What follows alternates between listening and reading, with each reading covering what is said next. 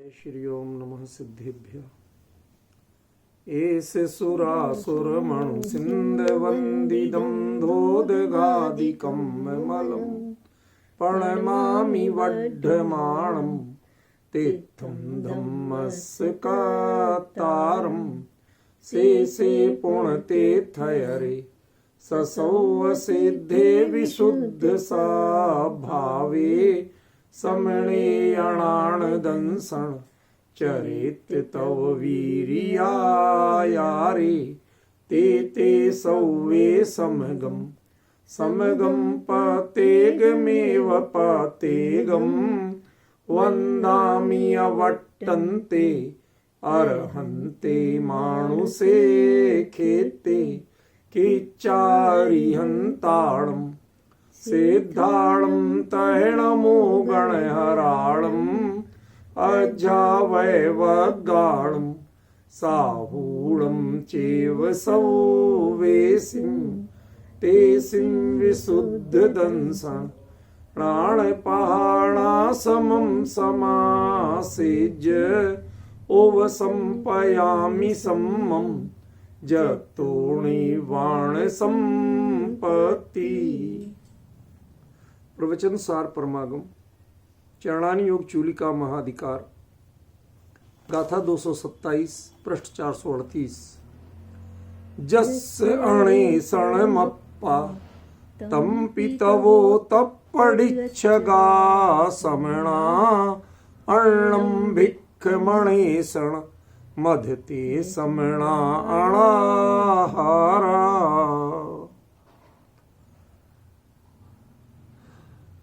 यह गाथा पिछले तारतम्य में है, यह भी स्पष्ट हुआ था।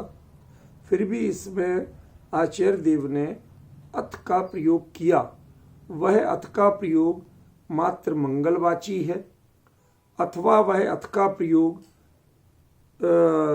किसी नई बात की शुरुआत बताता है, इसका भी निर्णय करना है हमें।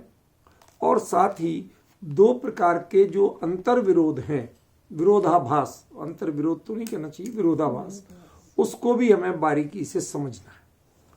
पहला विरोधाभास कहाँ आता है कि जस अप्पा अणेषण, जिसका आत्मा ऐषणा रहित है। जो आत्मा ऐषणा रहित है या जिसका आत्मा ऐषणा रहित है? जिसका। भाई आपको आत्मा शब्द तो संबंधवाची है ही नहीं। जीव शब्द तो संबंधवाची हो सकता है क्योंकि वो सामान्य है। आत्मा तो अकेला मैं होता है। तो जो आत्मा ऐषणा रहित है या जिसका आत्मा ऐषणा रहित है, ये प्रयोग आचार्य ने जो की जगह जस क्यों किया? मेरा तो प्रश्न यहां है। विपिन जी, बात ख्याल में आ रही है? थोड़ा विलंब हुआ आज, कोई बात नहीं, लेकिन अपनी चर्चा पूरी चलेगी। थोड़ा 10-15 मिनट तो एडजस्ट किया जा सकता है, ठीक है। तो मूल प्रश्न क्या है कि जस आत्मा, जस अप्पा, जिसका आत्मा, तो जिसका आत्मा प्रयोग क्यों किया आचार्य देव ने, जबकि नॉर्मली जो आत्मा ऐसा प्रयोग किया जाना चाहिए था, ठीक है ना। आत्मा शब्द निजवाची है, आत्मा शब्द सामान्यवाची नहीं, ठीक है ना। तो जब ऐसा अंतर है तो ये अप्पा शब्द का फिर या तो अप्पा शब्द का अर्थ आत्मा नहीं होना चाहिए, कुछ और होना चाहिए।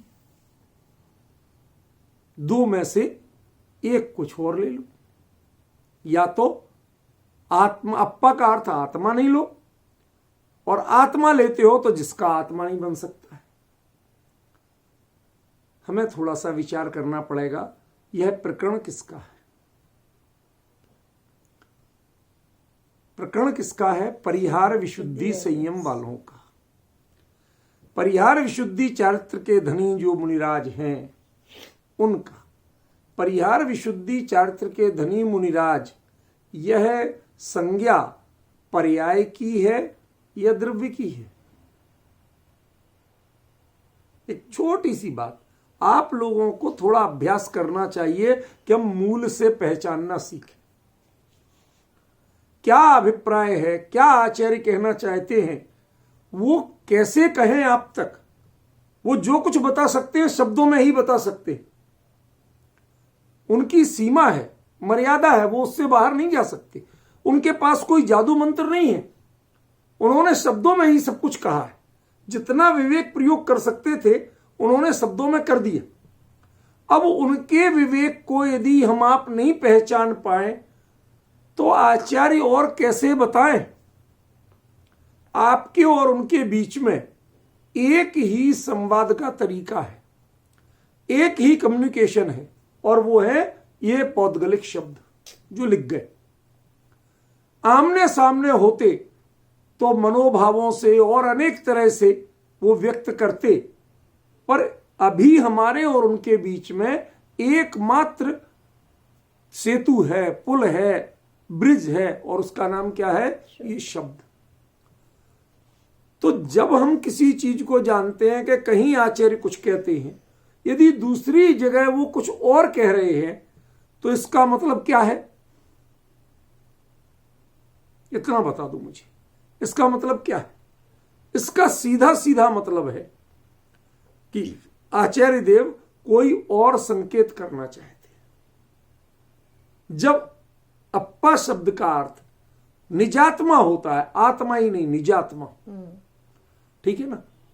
और यहां उसमें निजात्मा में रिश्ता नहीं होता है। मैं अपने साथ रिश्ता नहीं जोड़ूंगा। मेरा कपड़ा हो सकता है, मेरा बेटा हो सकता है, मेरी पत्नी हो सकती है, लेकिन मैं अपने साथ मेरा जोड़ूंगा क्या? नहीं जोड़ सकता। पॉइंट समझ में आ रहा कि नहीं आ रहा? तो जब अप्पा शब्द का अर्थ निजात्मा है तो उसके साथ संबंधवाची जिसका आत्मा, ऐसा प्रयोग कैसे किया? फिर तो जो आत्मा प्रयोग करना चाहिए था। सचिन, समझ में आया बात? क्या प्रश्न है वो क्लियर हुआ? नवीन जी भाई साहब, ठीक है ना। अब जरा सा फोकस करिए। ये बात किसकी है? ये बात है परिहार विशुद्धि चारित्र के धनी महामुनिराजों की। और वह महामुनिराज जो अवस्था है वह क्या है? पर्याय है या द्रव्य का नाम है? पर्याय। पर्याय विशिष्ट द्रव्य भले ही कह लो, लेकिन खरे कर तो पर्याय, द्रव्य नहीं। तो जब वह पर्याय है, द्रव्य नहीं है, तो उसके लिए फिर आत्मा कैसे कहा? आत्मा तो द्रव्यवाची है। समझ रहे? इसके पीछे बड़ा गहरा रहस्य है। मैं आके 10 मिनट फिर भी मुझे भी स्वाध्याय करने का अवसर मिल गया, तो मैंने शांति से इसको पढ़ा, विचार किया, और वह चीज आपको बता रहा हूं। समझे? ये अप्पा शब्द जब ये पर्यायवाची है और जबकि आत्मा द्रव्यवाची होता है, तो इसे आत्मा अप्पा वो आधा भी कह सकते थे। जस मणे शरण मादा, कोई अंतर नहीं आता, कोई मात्रा नहीं घटती बढ़ती। आधा कहते तो वो आत्मा सामान्य हो जाता, अप्पा में निज रह जाता है। समझ रहे ना? तो ऐसा क्यों प्रयोग किया जब वह पर्याय है? कहते वह पर्याय अनुभूतिमय पर्याय है, वह पर्याय विकल्पमय पर्याय नहीं। इसका मतलब है आचार्य देव ये स्पष्ट संकेत कर रहे हैं कि जो परिहार विशुद्धि संयम होता है वह अनुभूति की अवस्था का संयम है, अनुभूति प्रधानता का संयम है, वह प्रमुत्व गुण स्थान का संयम नहीं है। प्रमुत्व गुण स्थान तो छेदोपस्थापना में निपट जाता है। प्रमुत्व तो छेद का नाम है।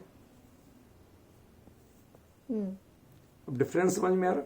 उससे ऊपर की सीढ़ी चढ़ेंगे तो छठवें से चढ़ के सातवें पहुंचना ही पड़ेगा आपको। और सातवां अप्रमत्त, अप्रमत्त माने निजात्मानुभूति, उससे भिन्न नहीं हो सकता। समझ गया ना? तो जो पर्याय कहने को तो पर्याय है, लेकिन जो पर्याय अपने को पर्याय रूप में वेदनी नहीं करती है, निज गायक रूप में ही जो वेदन कर रही है, अनुभव कर रही है, समझ गए ना।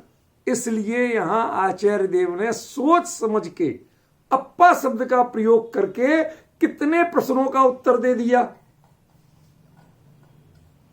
समझ में आएगा। पहला कि परिहार विशुद्धि चारित्र वाले, उनके परिहार विशुद्धि चारित्र कब कहलाता है? वो सामान्य नाम निक्षेप से संज्ञा उनकी लंबी लागू हो सकती है, लेकिन परिहार विशुद्धि वाले असल में कब है कि जब वह ध्यान अवस्था में, अप्रमत्त गुण स्थान में, प्रमत्त अवस्था में उन्हें परिहार विशुद्धि नहीं कहेंगे। क्यों? क्योंकि प्रमाद से किसी का परिहार और किसी की विशुद्धि होती नहीं है। प्रमाद से अधिक प्रमत्त अवस्था में अधिक से अधिक पुण्य होता है, धर्म नहीं होता।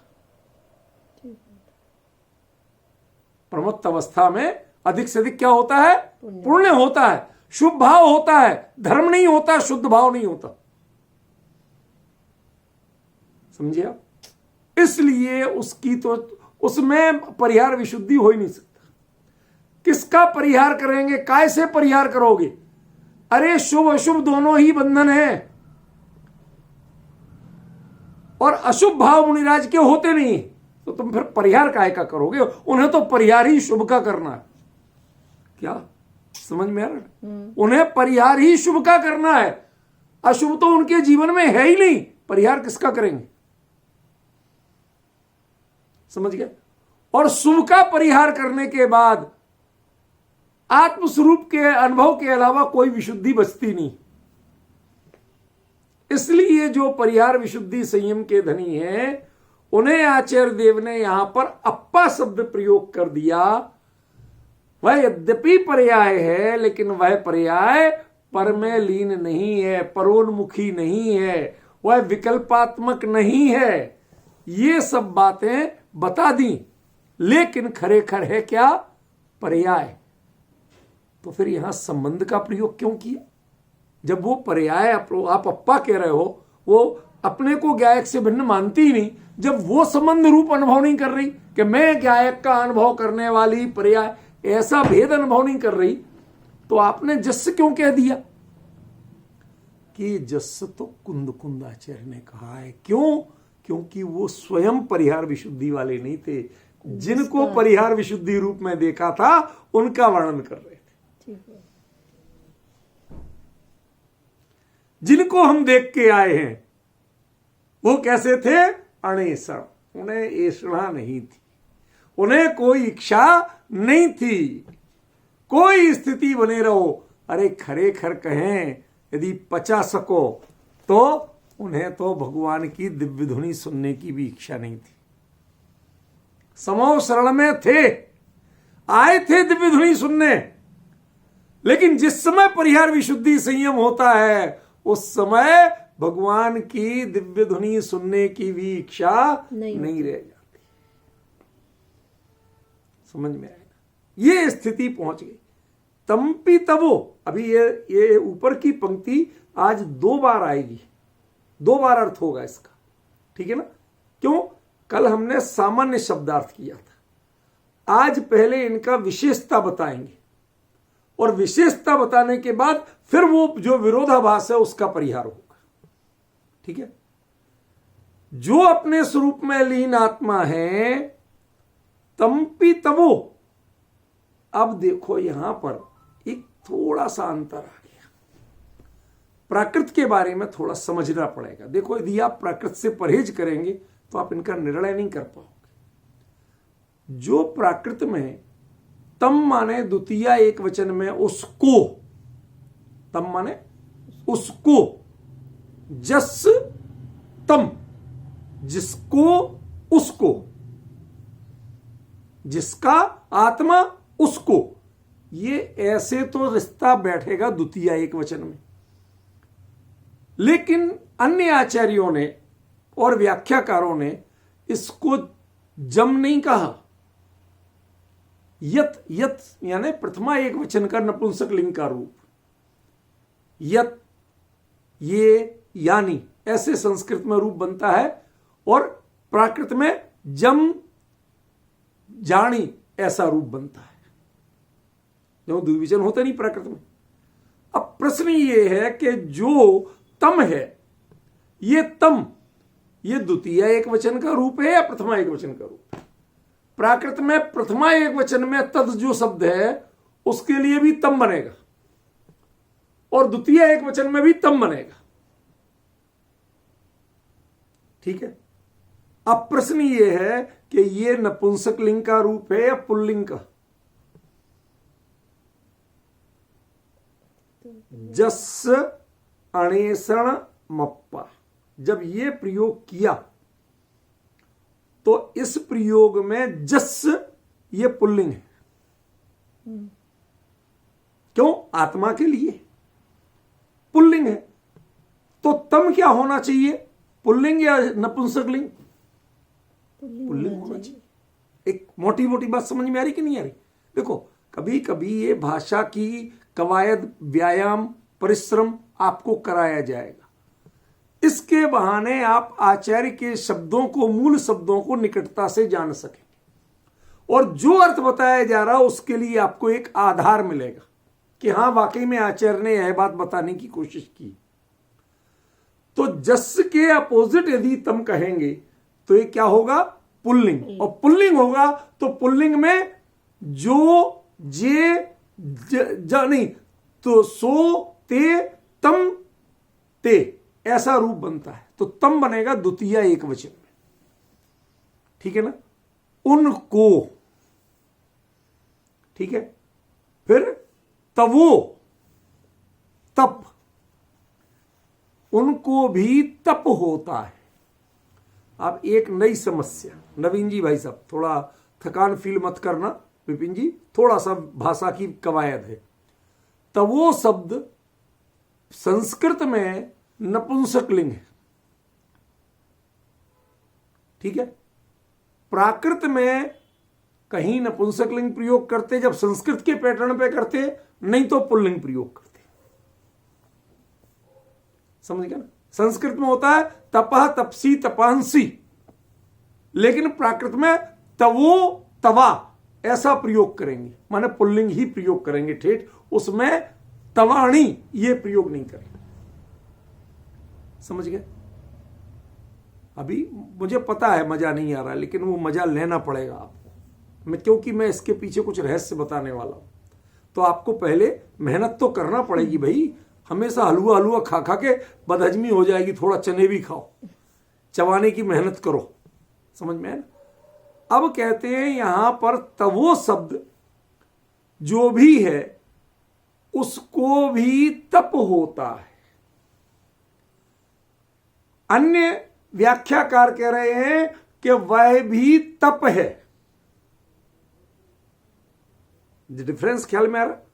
अन्य व्याख्याकार कह रहे हैं तदपि तपह, वह भी तप है। तो वह कौन?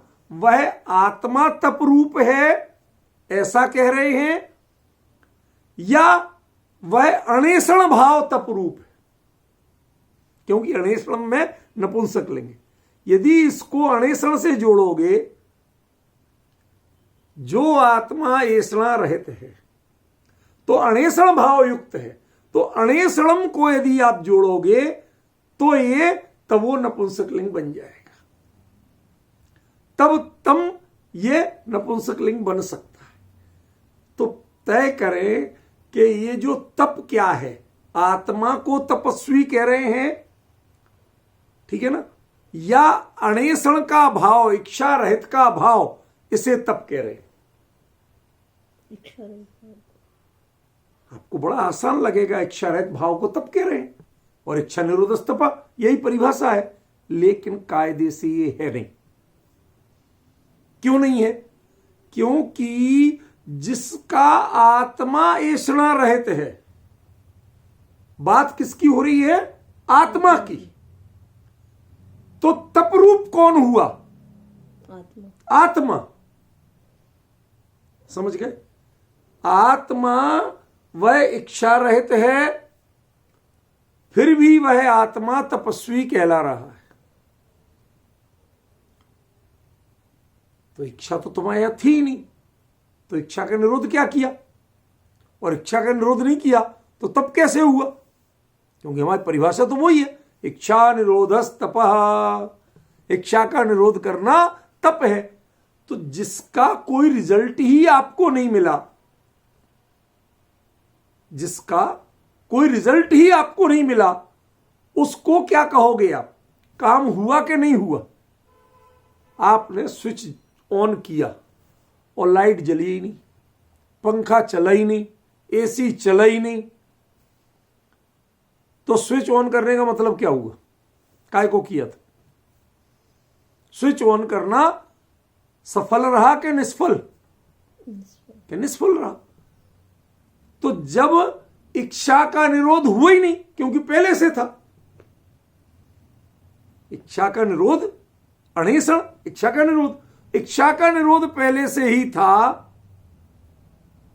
तो फिर उनके तप कैसे हुआ? समझ में आ रहा कि नहीं?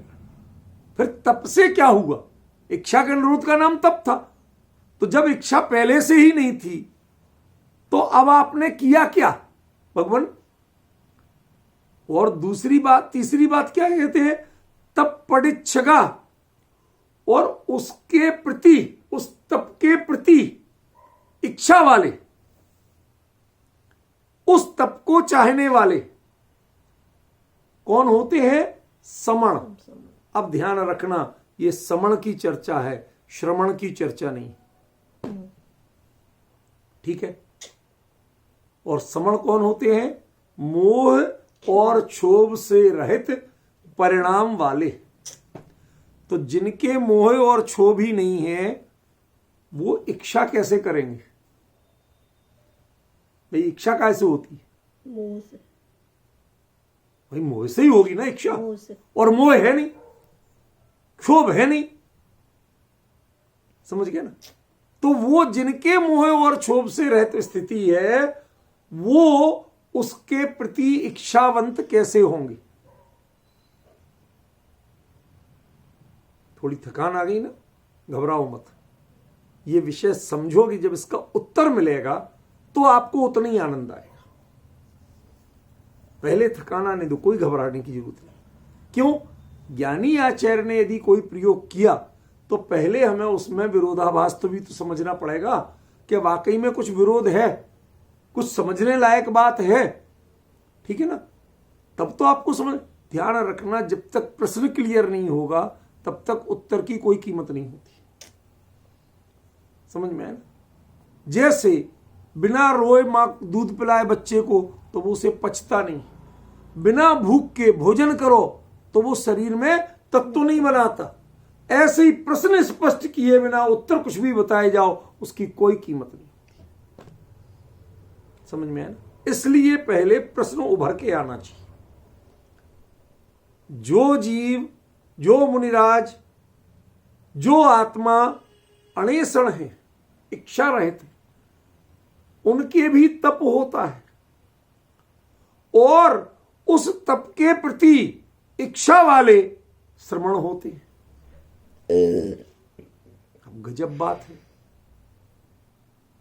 भाई, श्रमण की चर्चा तो पिछली गाथा से आ रही है। तो वो श्रमण कैसे हैं कि पहली बात इच्छा रहित हैं, दूसरी बात तप करते, उनके इच्छा रहित भाव को भी कह दें तो वो भाव तप है। ठीक है ना? और तीसरी बात कि वह उस तप की, ऐसे तप की इच्छा करते हैं।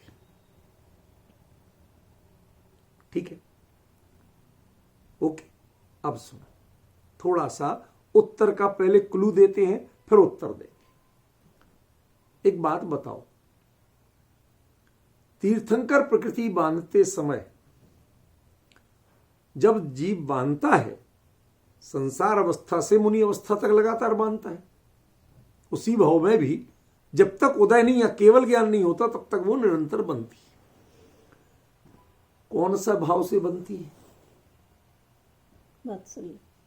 वात्सल्य कह लो भैया, जो भी है, प्राणी मात्र को ये बात समझ में आए इस अपार करुणा भाव से। ठीक है? तो जब उदय में आके वो उपदेश दे रहे हैं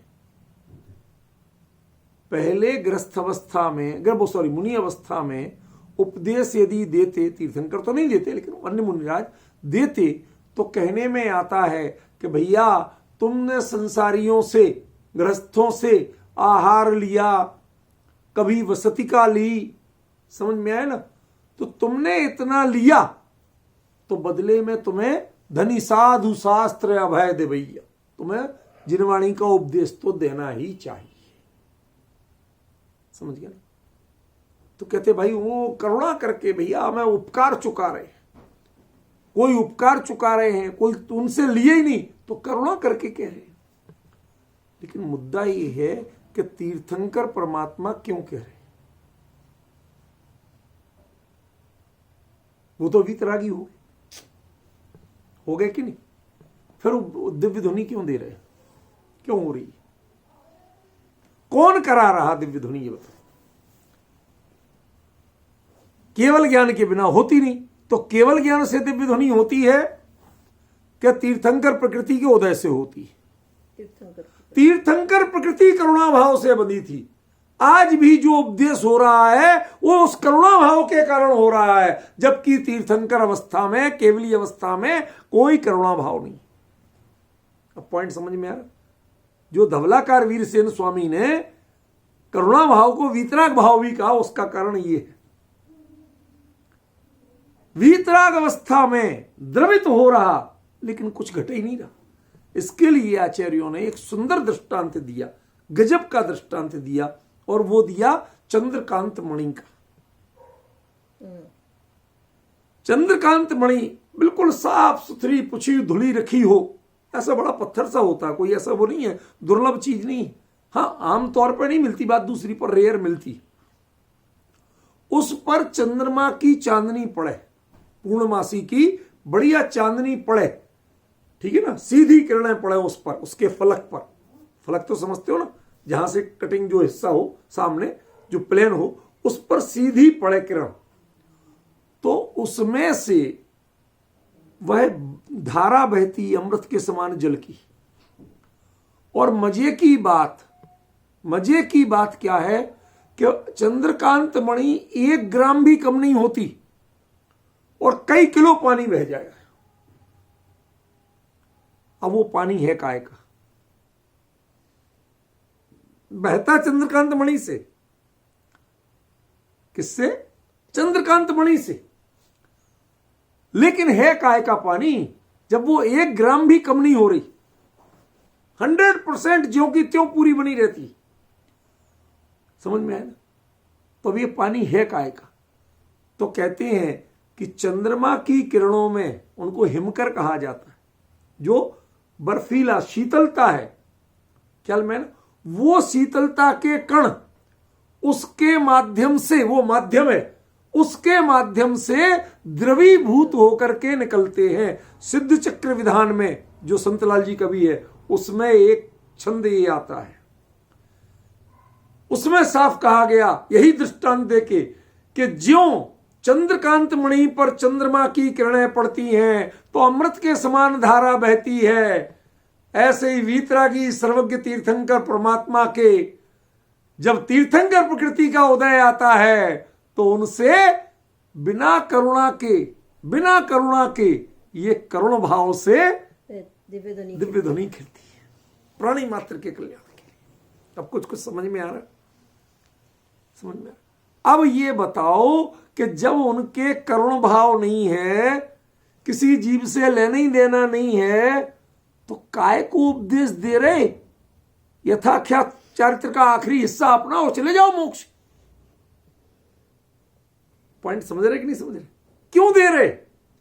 कहते नहीं, इन्होंने ही नियोग बांधा था तीर्थंकर प्रकृति के रूप में कि मैं ऐसे ऐसे करूं, समझ में, और इनके ही भाव फल दे रहे हैं। यद्यपि वीतराग अवस्था में उन्हें किसी से लेना देना नहीं, लेकिन ये जो दिव्य ध्वनि खिल रही है, ये कैसे खिल रही है? इनके ही भाव से, इनकी ही करुणा से। अब समझ में नहीं आ रहा मुझे कि वो उनके राग है या नहीं, क्या कहना चाहती है? ये तो तय है कि राग नहीं, कोई डाउट है? 1% भी नहीं। जब राग नहीं है तो ये कौन से करुणा भाव से आप उपदेश दे रहे हैं? कहते कहा तो जाएगा करुणा भाव ही। क्यों? प्राणी मात्र के प्रति जो वो राग कब कहलाता है? जब किसी से रिश्ता और पहचान बना के निकलता। समझ गया? अन्यथा वो राग नहीं कहा जाता है। ख्याल में? तो जैसे उस करुणा भाव को आप राग नहीं कहते, तीर्थंकर प्रकृति जो तीर्थ दिव्य ध्वनि है उसके उदय से होने वाली, उसको आप राग नहीं मानते, उसके बावजूद भगवान को वीतरागी मानते हो। ऐसे ही ये मुनिराज, परिहार विशुद्धि वाले मुनिराज, वह केवल ज्ञान की ओर बढ़ रहे हैं या नहीं बढ़ रहे हैं? बढ़ रहे हैं। तो वहां क्यों जा रहे हो आप? निरुद्देश्य से जा रहे हो कि सोद्देश्य से जा रहे हो? सोद्देश्य। पॉइंट पकड़ में आ रहा? और इस सोद्देश्य पने का नाम लिया यहां इच्छा। तब पडिच्छगा समणा। अब पकड़ में आया कुछ? मैं कहां बताना चाहता था? क्या वो जो आगे बढ़ना चाहते हैं, अभी मोक्ष जाने के लिए पूरी प्रक्रिया में लगे हुए हैं, कब तक? 14वें गुण स्थान तक। 14वें गुण स्थान तक। तब पडिच्छगा शब्द लागू पड़ेगा। क्यों? क्योंकि आखिरकार यदि तुम बिल्कुल वीतरागी, नितांत वीतरागी हो, कोई मतलब ही नहीं, तो तुम्हारे प्रक्रिया नहीं होनी चाहिए। प्रक्रिया हो रही है। अब वो चाहे पहले के भाव से हो चाहे बाद के, वो मुद्दा नहीं है। ये प्रक्रिया बताती है कि आपके कोई ना कोई, अब वो इच्छा का रूप, जैसे भगवान के करुणा का रूप भिन्न है, ऐसे ही इनके इसको इच्छा का रूप नहीं कह सकते। जो हमारी संसारियों की विषय भोग और संसार के संबंधों परिग्रह आदि की इच्छा, ये वैसा नहीं है। लेकिन फिर भी जब तक आप किसी प्रक्रिया में अग्रगामी होते हैं, समझ रहे ना? इसको विहार कह रहे हैं, इसको विहार कह रहे हैं। ये अकेले आहार की गाथा नहीं है, इसको विहार कह रहे हैं ऊपर की बात को।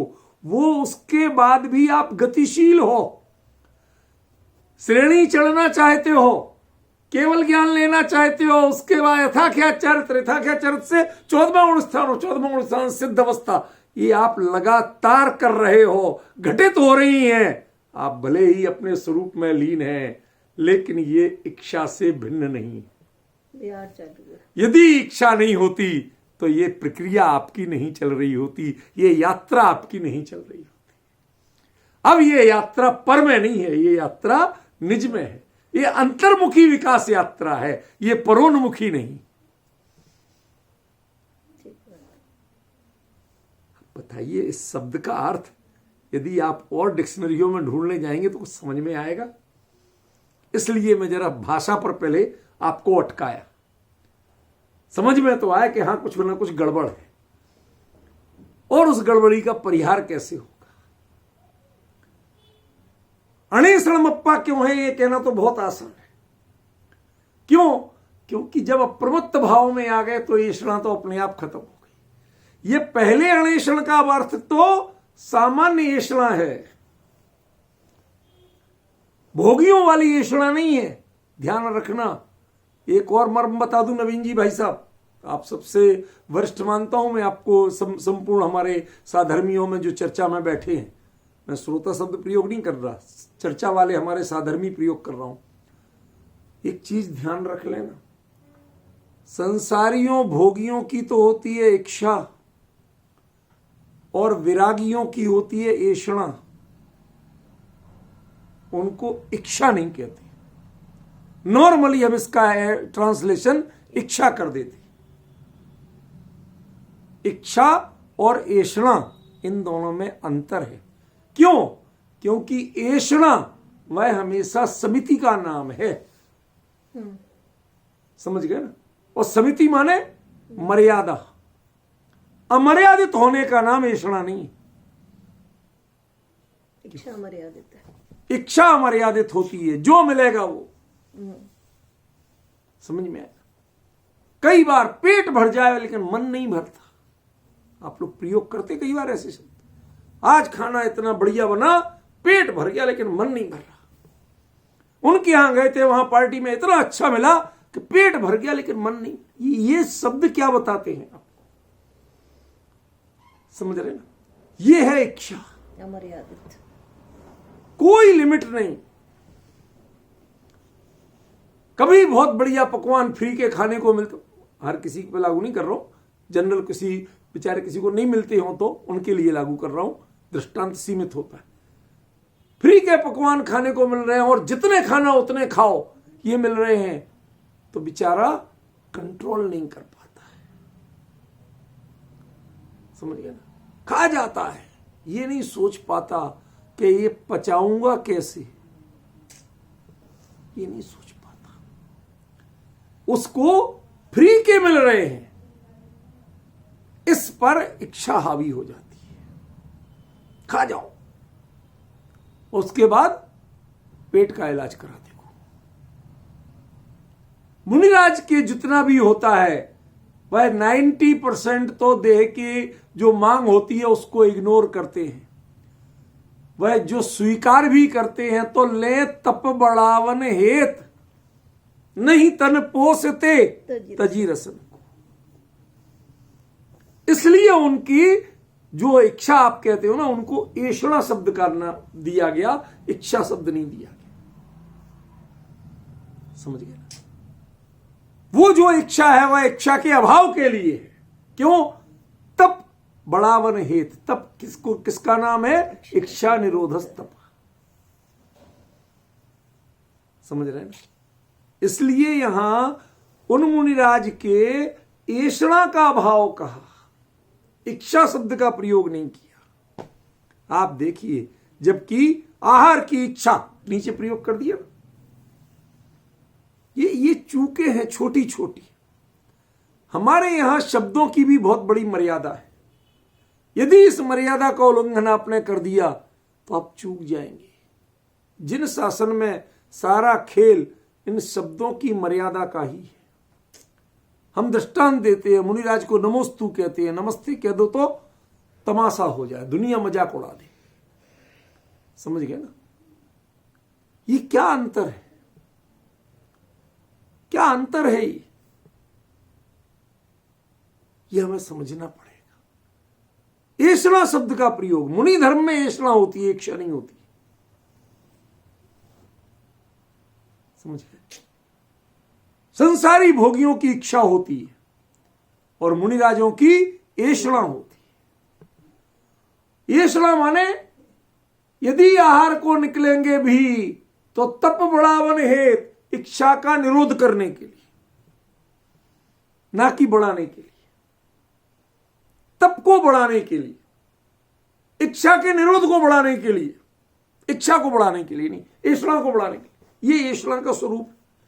और वो ऐषणा का जो क्रिया है, उस ऐषणा के लिए जो किए जाने वाली प्रक्रिया और उपक्रम है, उससे भी जो बहुत पार हो गए हैं, विकल्प तक जिसका नहीं आता, विचार तक जिसका छूट गया, फीलिंग छूट गई, एहसास छूट गया। कैसे छूटता है ये एहसास बताऊं? नाराज तो नहीं होगी? पिछली पर्याय में कौन थी आप? अच्छा, पिछली पर्याय थी कि नहीं थी आपकी? थी ना? पक्की? इसी जन्म में तो नहीं हुई आत्मा पैदा? शाश्वत मानते हो ना? तो पिछली पर्याय थी कि नहीं थी? थी तो क्या थी बताओ? उस समय कैसी फीलिंग थी बताओ? नहीं बता सकते। सब भूल गए, सब भूल गए। हाँ, ऐसे ही मुनिराज जिस समय ये बाल उतरते हैं, जिस समय वस्त्र उतरते हैं, उस समय देह भी उतर जाती है, वो संस्कार उतर जाते हैं संसार के, वो पहचाने उतर जाती हैं संसार की, तब मुनि धर्म प्रकट होता है। विपिन जी, ये तमाशा नहीं है। आज भले ही लोगों ने अपनी मन मर्जी का स्वरूप बना रखा हो, मन मर्जी की व्याख्या बना रखी हो, लेकिन ज्ञानियों के शब्दों को सुनो, इस जैन शासन की महिमा को सुनो, तो आपका रोम रोम खड़ा हो जाए। क्या पहचान खो दी। अन्वेषण माने पहचान तक गायब, विकल्प तक गायब। कैसे होता था, कैसे कर लेते थे हम, कुछ नहीं पता। समझ में आएगा? ऐसी स्थिति जब बने तब तो अन्वेषण मप्पा है। और जिसे पहचान बनी हुई, किसकी? भोग की नहीं, भोजन की नहीं। भोजन और आहार में अंतर बताया था ना आपको। ले तप बड़ा वन हेत नहीं तन पोसते तजी रसन को। ये जो दृष्टिकोण है इसका नाम है आहार। ये आपकी दृष्टि उसी भोजन को आहार बना देती है। वही घर के लोग बाद में मुनिराज के जाने के बाद जब करते हैं तो वो आहार नहीं करते हैं, वो भोजन करते हैं।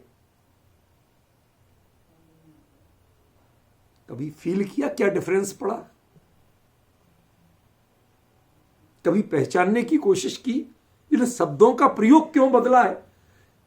सामग्री नहीं बदलती है, संस्कार बदल जाते हैं। उसका नाम मुनि धर्म है। भोजन वही होता है, ग्रस्त बनाते हैं, मुनिराज नहीं बनाते। समझ में आया? ग्रस्त भी करेंगे और मुनिराज भी करेंगे, लेकिन उनका आहार कहलाएगा, आपका भोजन कहलाएगा। क्यों? आपके उसके प्रति भोग की भावना है और उनके उसी समय योग की भावना है, भोग की भावना नहीं है। इसलिए उनके लिए ऐषणा कहा गया, उन्हें इच्छा नहीं कहा गया। और वह ऐषणा का भाव कि मैं कभी आहार लेने जाता था, आहार लेते समय 46 दोष टाल के आहार लेना होता, सब भूल गए। ये भी पता नहीं कौन जाता था, कब गया था मैं आहार लेने।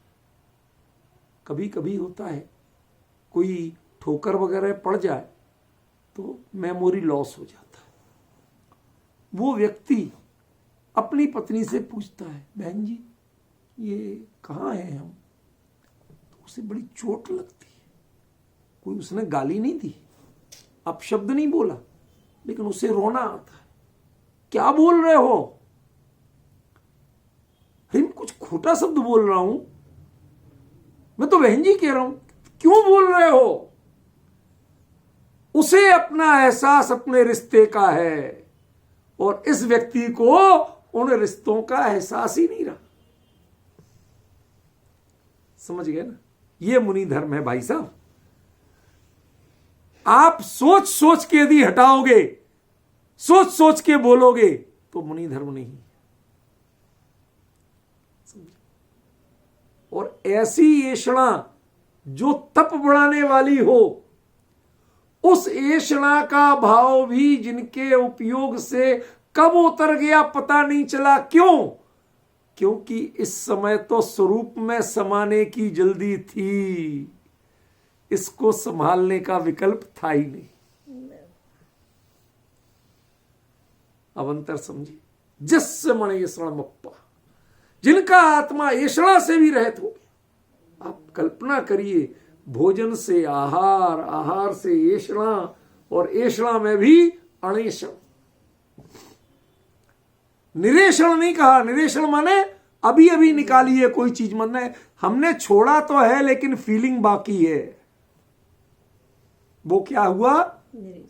निरेषण।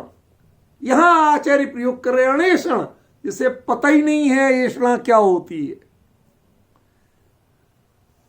आहार के लिए कौन सी विधि प्रयोग की जाती है, क्या आहार में लिया जाता है, कुछ पता नहीं। उसकी संवेदना निकल गई जिसके, वो है अणेषण मप्पा। और उनके ऐसे भाव को क्या कहा? तंपी तवो, वो भी तप है। तप है माने इच्छा तो होना चाहिए, थोड़ी बहुत ऐषणा, ऐषणा रूप ही सही, कुछ तो होना चाहिए। कहते भाई इच्छाओं के निरोध का नाम तप है, तो इच्छा तो होना चाहिए। तो कौन सी इच्छा है? कि तप पड़िच्छगा, ऐसे तप। तप माने यहां ध्यान की बात है, समझ गया ना? धर्म ध्यान के तीसरे चौथे रूप और शुक्ल ध्यान की शुरुआत, समझ रहे ना? वो तो वो जो ध्यान रूप तप है, उस ध्यान रूप तप को ये चाहते हैं। क्यों? यदि नहीं चाहते होते तो दनादन उसमें क्यों गए? तो गए, लौट के आने का नाम नहीं लेते। क्या? मैं आपको एक रूपक बताता हूं, घटनाक्रम, आपको सुन के अच्छा लगेगा। राजस्थान में एक रणथंभौर जगह है, आजकल वहां नेशनल पार्क वगैरह भी है, रणथंभौर का किला भी बहुत प्रसिद्ध है। तो वहां के काफी कई 100 साल पुरानी घटना कि एक जो राणा था, राजा, राजपूत राजा, उसके परिवार में एक जो बेटा हुआ। तो रानियां तो अपना सब केयर करती थी, लेकिन मैन तो उनको दासी ही लेते थे। तो दासियां होती थी, दासों को तो अंतःपुर में प्रवेश होता नहीं था रानीवास में। तो एक बार रानी साहिबा नहाने में बिजी थी। अब रानियों को तो नहाने के लिए भी 10-20 लोग चाहिए जो नहलाए। कितना केसर दूध लग जाए, पता नहीं क्या क्या लग जाए। तो घंटे 2 घंटे का प्रोग्राम तो हो ही गया। कितना ओवटन होगा, कितनी मालिश होगी, कितना क्या होगा भाई। अब रानी है ना, तो वो उधर बिजी थी। अब बेटा रोने लगा। दासी की ड्यूटी थी चुप कराने की और रानी को डिस्टर्ब नहीं होने देने की। रानी तक आवाज ना पहुंच, बेटा रोए जाए, चुप नहीं। तो उसने, वो कहते कवि ने कल्पना रूप में कहा कि उस दासी का अपना भी बच्चा था छोटा, तो उसे दूध निकलता था।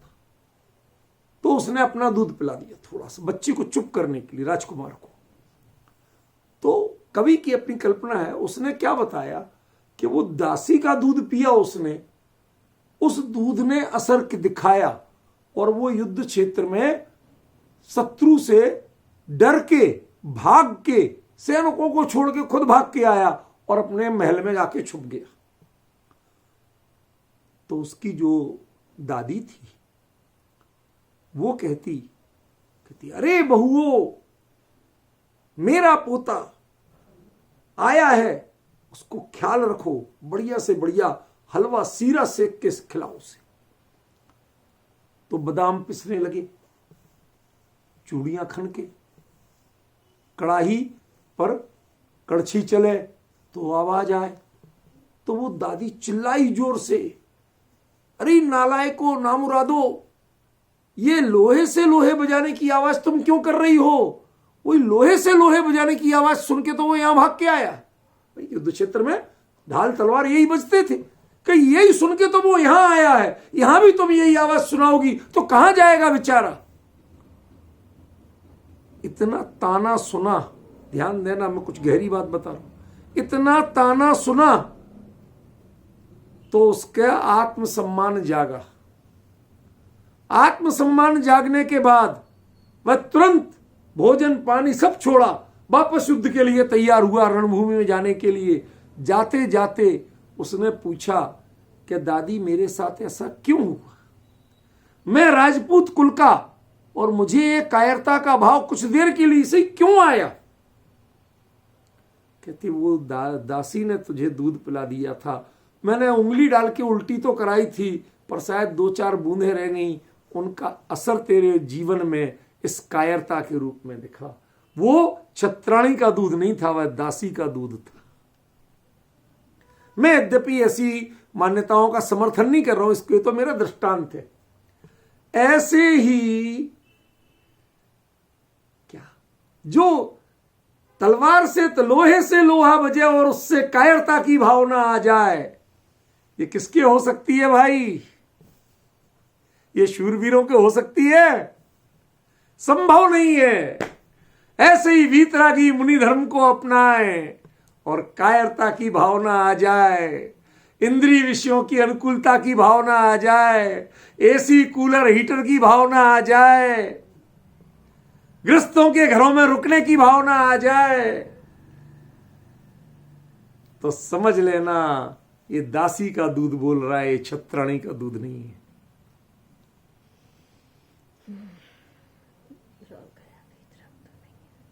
जिनके अंदर ये छत्री जो होते हैं, उनमें डरना क्या होता है? राजपूतों में एक कहानी चलती है, कहावत, कहानी नहीं कहावत, कि जो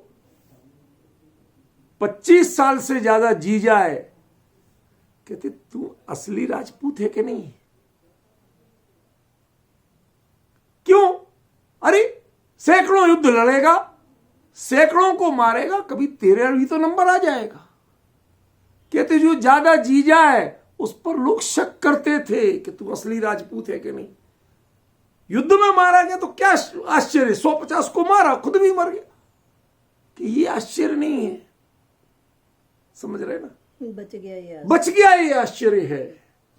ऐसे ही यदि तुम्हें ये राग बच गया तो बड़े खतरे की बात है। तुम ये पहचाने संसार की भूल जाओ, अपने मार्ग पे बढ़ते चले जाओ। क्या होता है कायरता? सामने से तीर आ रहे, तलवार आ रहे, क्षत्रिय हो कि तुम कौन हो? समझ गए? क्षत्रिय हो तो इनसे कांपते नहीं हैं, कांपते तो दास हैं। जो विषयों के दास होते हैं वो परिग्रह के आगे, वह मौसम से कांपेंगे, वह संयोग की विपरीतता से कांपेंगे। अरे मुनि धर्म तो सूरवीरों का धर्म है, वो इनसे कांपते नहीं है। जो कांप जाए, जिसके परिणाम विचलित हो जाएं, समझ लेना उसने छत्राणी का दूध नहीं पिया। ध्यान रखना, आपके 24 के 24 तीर्थंकर क्षत्रिय थे, दासों के हानि हुए थे। समझिए, ये शूरवीरता, ये आपके धर्म की मूल है। कहीं कमजोर परिणाम नहीं हो पाए, ये आपके धर्म का मूल है। अणेषण, काहे की येषणा? येषणा क्या होती है? डर किस चीज का नाम होता है? डर किस चीज का नाम होता है? किस चिड़िया का नाम डर है? ये तो बताओ, किस चिड़िया का नाम डर है? ऐसी इच्छा किस चीज का नाम है? काय की इच्छा, काय की येषणा, काय का आहार और काय का विहार, कुछ नहीं करना। तो कहते आपके लिए भी इच्छा कही गई, तब पड़िच्छिगा, आपके लिए भी इच्छा कही गई, तो आप कैसे हो कि श्रवण भी हो और इच्छा भी है? कहते जो मैं लगातार बढ़ता जा रहा हूं ना, अंतर की एक एक सीढ़ियां चढ़ता जा रहा हूं ना, ये चढ़ना कैसे हो रहा है? ये तो बताओ, ये बिना इच्छा के कैसे हो रहा? क्या कभी इच्छा का ये रूप कल्पना की थी विपिन जी? क्या ये इच्छा ज्ञानी गुणस्थान अंतरंग में श्रेणी आरोहण कर रहे हैं, शपक श्रेणी। अब अधाकरण हुआ, अपूर्वकरण हुआ, अनुवृत्तिकरण हुआ, सूक्ष्म सांप्राय, क्षीण मोह, वीतराग, ये सब होते जा रहे हैं। ये क्या बिना इच्छा के हो रहे हैं? बिना ही प्रयत्न के हो रहे हैं? अब इसकी व्याख्या करना बहुत कठिन है। समझ गए ना? हम तो यही जानते हैं कि कोई आगे बढ़ रहा है, कोई विहार कर रहा है, तो बिना इच्छा के नहीं होता है।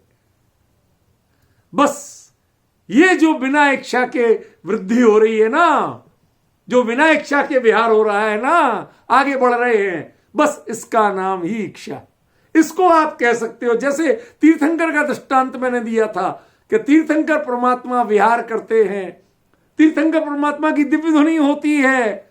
ये सब जीवों के प्रति करुणा भाव से जो तीर्थंकर प्रकृति बांधी थी, ये उसका खेल है। इनके कोई ऐसे परिणाम नहीं है। ऐसे ही जो अंतरंग में ये सहज गुणस्थान चढ़ने की प्रक्रिया यही है, लेकिन उस समय राग की भूमिका कुछ भी होती नहीं।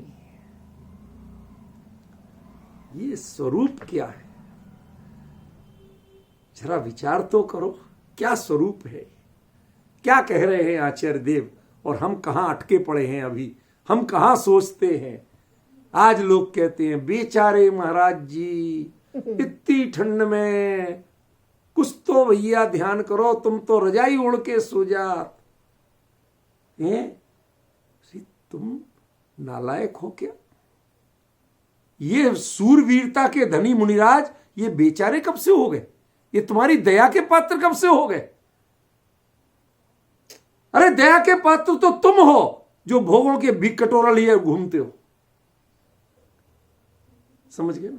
तुम उनकी जाति, उनके परिणामों की जाति नहीं समझ पाए आज तक कि मुनि धर्म क्या होता है। और इस धर्म की गरिमा को पहचाने बिना ये बाना अपनाते हैं जो वो मुनि धर्म को पा ही नहीं सकते।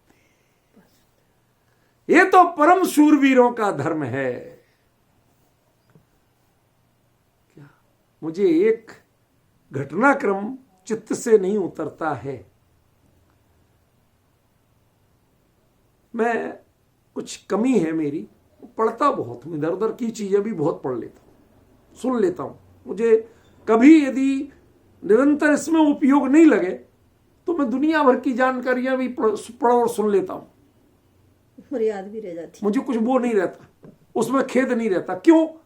उन सबसे मुझे कुछ ना कुछ मसाला मिलता है अपने चिंतन मनन को आगे बढ़ाने का। नई नई कहीं दृष्टांत देना, कुछ ना कुछ नई जानकारी मिलती है। एक प्रकरण मैंने पढ़ा, कुछ लोग कहीं बर्फ में बर्फीले तूफान में फंस गए। शायद जर्मनी या हंगरी की घटना है। बर्फीले तूफान में कहीं फंस गए थे वो ट्रैकिंग व्रैकिंग में या कहीं घूमने। वहां बर्फ में जाना कोई बड़ी बात नहीं है, लेकिन बर्फीला तूफान जब तेज आ जाए तो उसमें इतनी तेज बर्फ चारों ओर से पड़ती है कि अच्छे आदमी के आदमी ढक जाए। 8-8, 10-10 फीट बर्फ हो जाती है। समझ गए? तो उसमें आदमी क्या करेगा? तो वो लोग जो फंस गए और वो थे जंगल में कहीं पहाड़ी एरिया में, तो उन्होंने एक छोटी सी गुफा, कैसी, सामने से खुली पूरी, बस 3 तरफ से थोड़ी थोड़ी ढकी कि जिसमें ओट ले सकते। चूंकि इस साइड से सारी बर्फीला तूफान आ रहा था तो सारा बर्फ ऐसी जा रही थी, तो उन्हें जरा सी ओट मिल गई, वहां बैठ गए छुप के ओट के। अब कपड़े तो पहने थे, पर कितने पहनते? इस तूफान के लिए नहीं पहने थे, तब भी बर्फ से ढकते जा रहे थोड़े थोड़े। अब एक उसमें मां थी जिसका दुधमुआ बच्चा था। अब बच्चा रो रहा, उसने कहा कहीं इसको ठंड ना लग जाए। ध्यान देना जरा, बहुत मार्मिक घटनाक्रम है। इसको ठंड ना लग जाए, और ठंड इतनी पड़ रही कि उसके कारण उसको दूध नहीं बन रहा। अब करे क्या खाए कि दूध बने?